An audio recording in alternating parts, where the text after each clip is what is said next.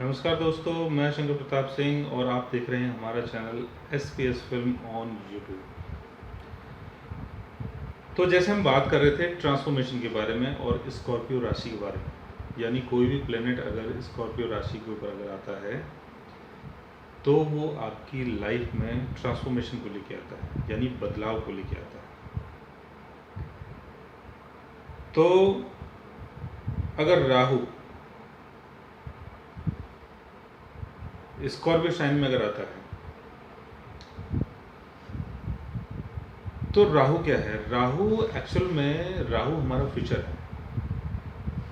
जो भी चीज़ हमें आगे करनी है वो राहु है। जो भी चीज़ हम लाइफ में एक्सपीरियंस कर रहे हैं वो राहु है। राहु हमारा फ्यूचर है और राहु हमारा एक्सपीरियंस है और राहु हमारी डिज़ायर है। यानी जो भी आपका काल जो चल रहा है ना, जो भी समय जो आपका चल रहा है और उस समय के अंदर जो चीज़ लाइफ में आप एक्सपीरियंस कर रहे हो वो राहु के कारण कर रहे हो। तो राहु अगर स्कॉर्पियो साइन में अगर होगा तो यानी इसका मतलब ये है कि फ्यूचर जो आपका फ्यूचर है उसमें आप लाइफ में बहुत ज़्यादा ट्रांसफॉर्मेशन एक्सपीरियंस करोगे।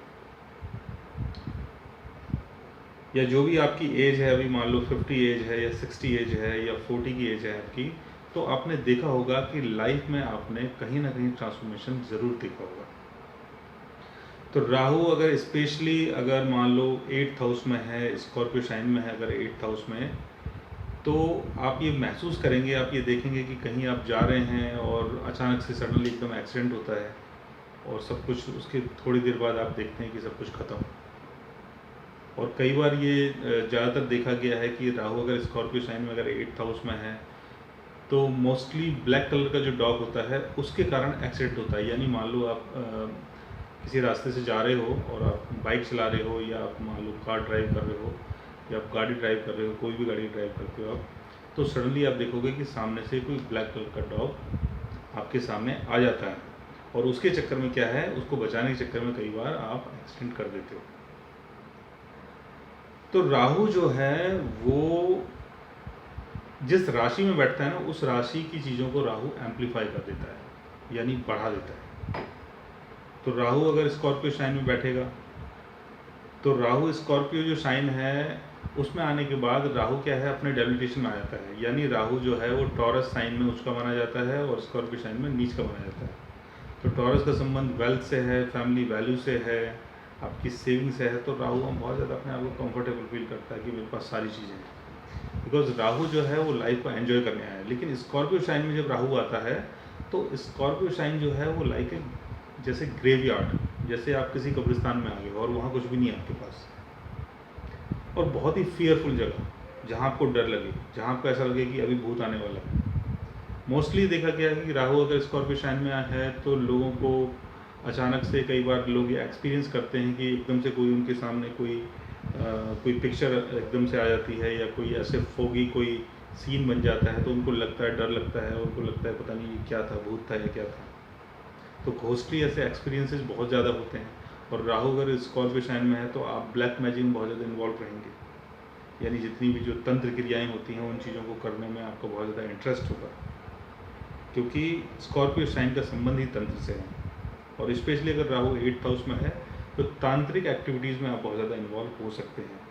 और दूसरी चीज़, इन चीज़ों का एक्सपीरियंस भी आपको लाइफ में बहुत ज़्यादा होगा कि किसी ने आपके ऊपर ब्लैक मैजिक कर दिया, किसी ने आपके ऊपर कोई जादू टोना टोटका जितनी भी चीज़ें आपने सुनी होंगी, वो चीज़ें लाइफ में कई बार इंसान के साथ हो जाती है, क्योंकि राहु हमारा एक्सपीरियंस है। तो राहु अगर स्कॉर्पियो साइन में आएगा तो स्कॉर्पियो की जितनी भी चीज़ें हैं, तंत्रा हो गया, ब्लैक मैजिक हो गया या घोस्टली एक्सपीरियंस हो गया या सडनली कोई एक्सीडेंट हो गया, ठीक है ना, या मान लो आप जैसे मान लो किसी बिल्डिंग में हो, अचानक से एकदम अर्थक्वेक आ जाता है और वहाँ का जो सीन है बहुत ज़्यादा एकदम डेंजरस हो जाता है। तो ये सारी चीज़ें, जितनी भी डिजास्टर्स चीज़ें होती हैं, जितनी भी एकदम डेंजरस चीज़ें होती हैं, तो राहु स्कॉर्पियो साइन में आने के बाद इन चीज़ों का एक्सपीरियंस करता है।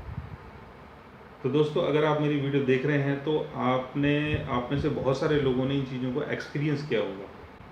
फिर क्या है कि इसमें जैसे राहु अगर स्कॉर्पियो साइन में अगर है तो लाइफ में इन चीज़ों को आप एक्सपीरियंस बहुत ज़्यादा करोगे, तो इन चीज़ों को लेके आपके अंदर फियर भी बहुत ज़्यादा रहेगा। तो इसमें आपको स्पेशली ये ध्यान रखना है कि कभी भी अगर राहु की दशा चलती है, सब पीरियड चलता है, मैन पीरियड चलता है, कोई भी दशा अगर राहु की चलती है, तो उस टाइम आपको बहुत ज़्यादा ध्यान रखना है कि आप कोई ऐसा काम ना करें जहाँ पर आप फंस जाएं, या कोई आप ऐसा काम ना करें जहाँ आपको बहुत ज़्यादा डेंजरस चीज़ों से सामना करना पड़े। फिर हम बात करते हैं केतु के बारे में कि केतु अगर स्कॉर्पियो साइन में यानी वृश्चिक राशि में आता है तब क्या होता है।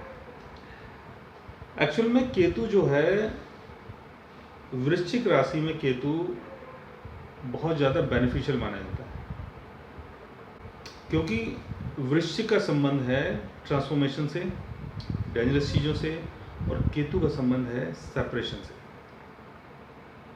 इसलिए केतु वृश्चिक राशि में उच्च का माना जाता है, और जो केतु है वो वृश्चिक राशि का को लॉर्ड है। जैसे मंगल जो है वो वृश्चिक राशि का लॉर्ड है, उसी तरीके से केतु जो है वो वृश्चिक राशि का को लॉर्ड है, यानी वृश्चिक राशि जो है वो केतु का अपना घर है। तो केतु अगर वृश्चिक राशि में है या केतु वृश्चिक राशि में 8th हाउस में बैठा है, तो लाइफ में आप ट्रांसफॉर्मेशन एक्सपीरियंस करेंगे, लेकिन उसको फेस नहीं करेंगे। मतलब जैसे मान लो कि आप किसी गाड़ी में जा रहे हो, कोई मान लो आपका फ्रेंड है वो गाड़ी ड्राइव कर रहा है, और सडनली आपको एकदम से नींद आने लगती है और आप एकदम से सो जाते हैं, और गाड़ी चलते जा रही और सडनली एकदम से अचानक से एक्सीडेंट हो जाता है।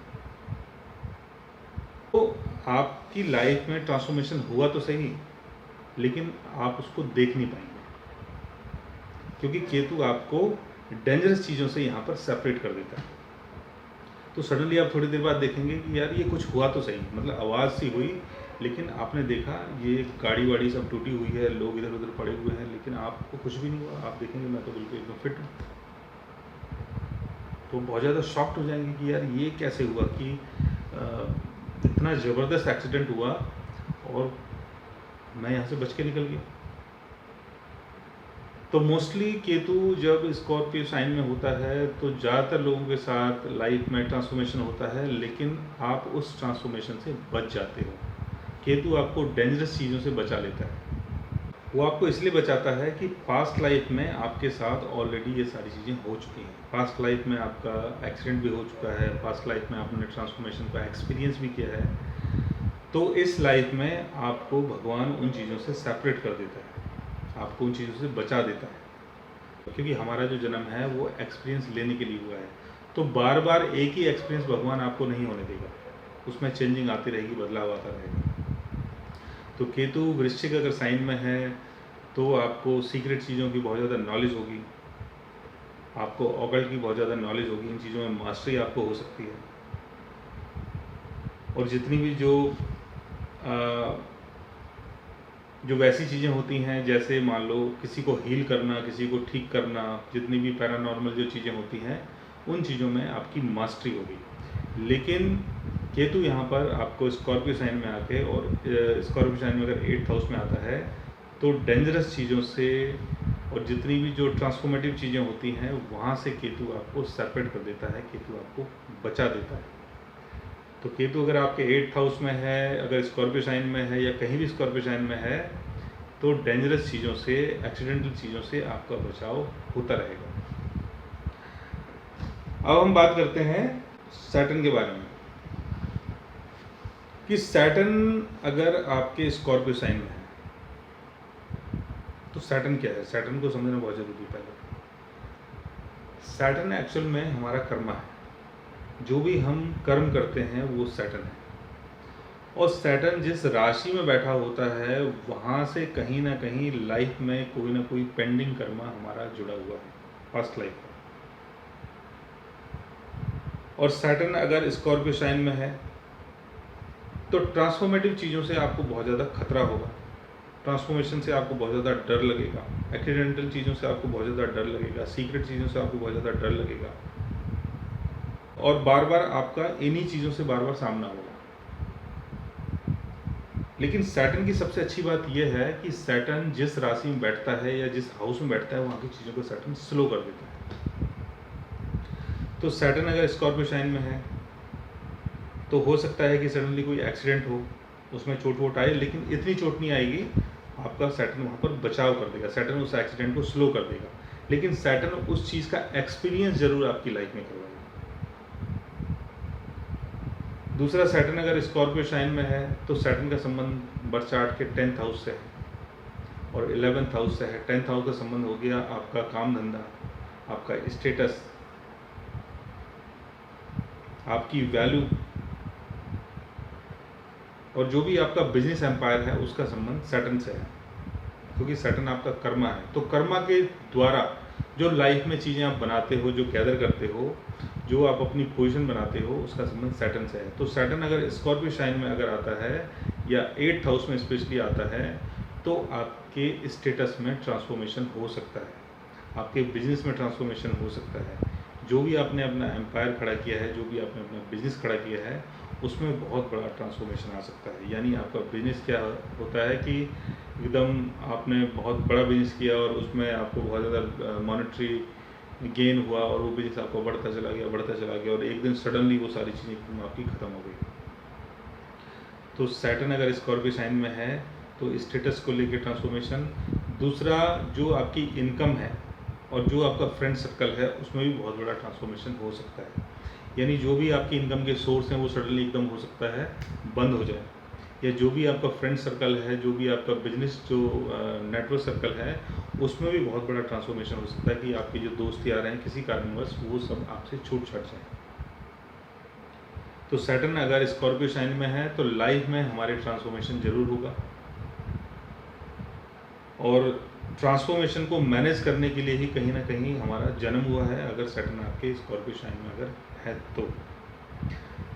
दूसरा, इस चीज़ को डिटेल से हम बाद में बताएंगे कि सैटर्न अगर स्कॉर्पियो साइन में 1st हाउस में है तो क्या होगा, 2nd हाउस में है तो क्या होगा, 3rd हाउस में अगर स्कॉर्पियो साइन में है तो क्या होगा, 4th हाउस में क्या होगा, क्योंकि अगर इन चीज़ों को मैं डिटेल से बताना शुरू कर दूँ तो काफ़ी लंबी वीडियो बन जाएगी। तो इन चीज़ों को हम आगे फर्दर जितनी भी जो आगे जो आने वाली जो वीडियोज़ हैं वहाँ पर डालने की कोशिश करेंगे। तो दोस्तों, आज हमने आपको बताया कि कोई भी प्लेनेट अगर वृश्चिक राशि में अगर आता है तब आपकी लाइफ में क्या क्या चीज़ें हो सकती हैं। अगर आप भी जानना चाहते हैं कि आपका कोई प्लेनेट वृश्चिक राशि में है या नहीं है तो आप हमारे चैनल को सब्सक्राइब कीजिए और अपने प्लेनेट्स को जानने की कोशिश कीजिए। और अगर आप हमसे बात करना चाहें, हमसे कंसल्ट करना चाहें, तो आप हमारी वेबसाइट के थ्रू हमें मेल कर सकते हैं, मैसेज कर सकते हैं और हमसे बात कर सकते हैं। और जो YouTube में जो हमारा कॉन्टैक्ट जो डिटेल दिया हुआ है उसके थ्रू भी आप हमसे बात कर सकते हैं। तो गाइज़, थैंक्स फॉर वॉचिंग।